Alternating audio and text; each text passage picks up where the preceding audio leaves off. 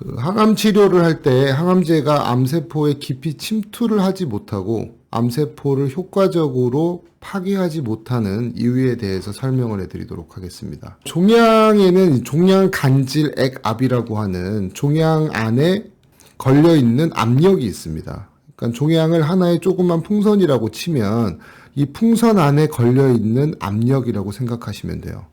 보통 압력이 높을 때 이 항암제가 그 강한 압력이 걸려있는 종양 내부에 침투하는 것을 억제하고 이제 이 압력이 점점점 높아짐에 따라서 암이 주변으로 침투하기가 편해지고요. 그리고 전이가 쉽게 일어나게 됩니다.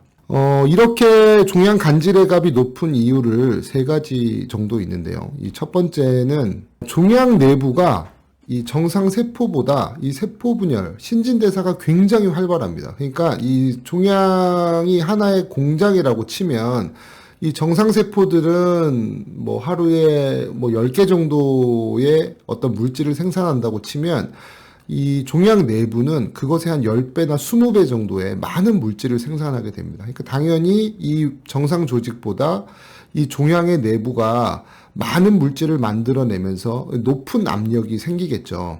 그리고 두 번째는 이제 VEGF라는 혈관 내피 성장 인자라는 것이 암세포들이 분비를 하면서 암세포 주변으로 혈관을 만들고 그 혈관을 통해서 혈액이나 영양분을 공급을 받습니다. 종양 내부에 혈관들이 비정상적으로 많이 생기게 되는데 이 혈관이 어떤 정상적인 구조로 만들어지는 것이 아니기 때문에 그러면 혈액이 잘 오다가 종양 내부에서 기를 통해서 흘러가는 것이 아니라 여기에서 다 누출이 되어 버립니다. 근데 문제는 정상 조직은 이제 림프순환을 통해서 이런 어떤 국소적으로 걸려있는 압력을 해소시켜 줄 수가 있는데 이곳은 혈관은 발달이 되어 있지만 이제 림프계가 정상적으로 갖춰져 있지 않는 상태거든요. 그러면 당연히 이제 이 종양 안에 종양 간질애갑이라는 IFP가 상승하게 됩니다.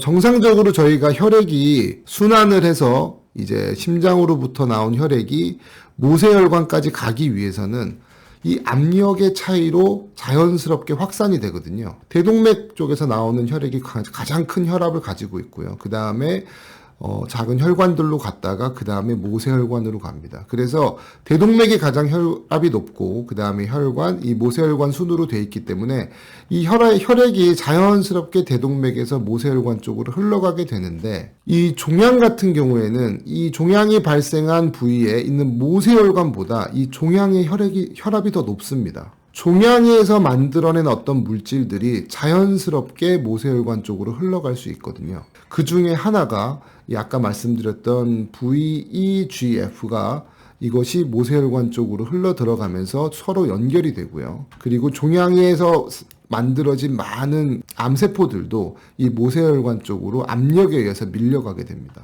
저희가 항암제를 혈관으로 투여해서 종양을 파괴하고자 할 때 이 종양 안에 압력이 너무 높게 되면 어떻게 되냐? 이 종양 내부의 혈압이 너무 높은 상태에서는 저희가 항암제를 넣는다고 하더라도 이 항암제의 효과가 종양의 외부에 밖에 작용할 수가 없습니다. 종양 내부의 혈압이 너무 높기 때문에 이것이 그 자연스러운 압력 차이에서 이 안으로 확산되어 들어갈 수가 없어요. 그러면 종양을 죽이더라도 외부의 일부만 파괴할 수 있을 뿐이지 진짜 종양의 원인이 되는 이 내부에 있는 악성 도가 높은 이 종양에는 이 항암제의 효과가 작용할 수가 없게 되는 겁니다. 저희 병원에서 하게 되는 대사항암제를 사용하게 되면 저희가 이제 이런 문제들을 어느 정도 교정할 수가 있는데요. 그 첫 번째로 이제 혈관과 림프 순환을 정상화시키는데요. 실제적으로는 혈관을 정상화시킨다고 보시면 됩니다. 저희 병원에서 대사항암제로 드리는 거는 종양에서 비정상적으로 분비되는 혈관 신생 인자들을 분비하는 것을 억제하는 약을 투입하게 됩니다. 그러면 이렇게 많이 구멍이 숭숭숭 뚫려 있던 종양 내부에 엉성하게 만들어져 있던 이 혈관들이 이렇게 이제 보기 좋게 좋게 회복이 되고요. 대부분의 암세포 내부들은 이제 많은 비정상적인 성장으로 인해서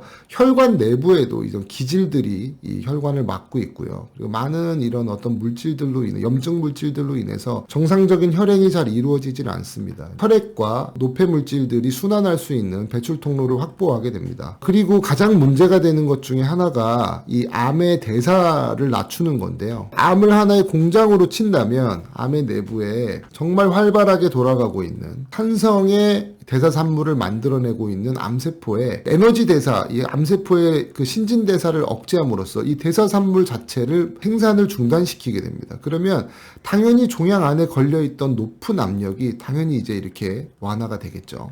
이런 것들이 이루어짐으로써 종양의 간질 애갑을 감소시킨 후에 약물 전달이 잘 되고, 그리고 이제 종양 내부에 있는 저산소증이 개선이 되면서 항암 치료를 한다 하더라도 이런 압력차가 없기 때문에 세포독성 항암제가 암의 중심부까지 잘 전달이 될 수 있고, 이렇게 함으로써 암을 효과적으로 제거할 수가 있습니다. 저희 병원에서는 기본적으로 대사항암을 하고요.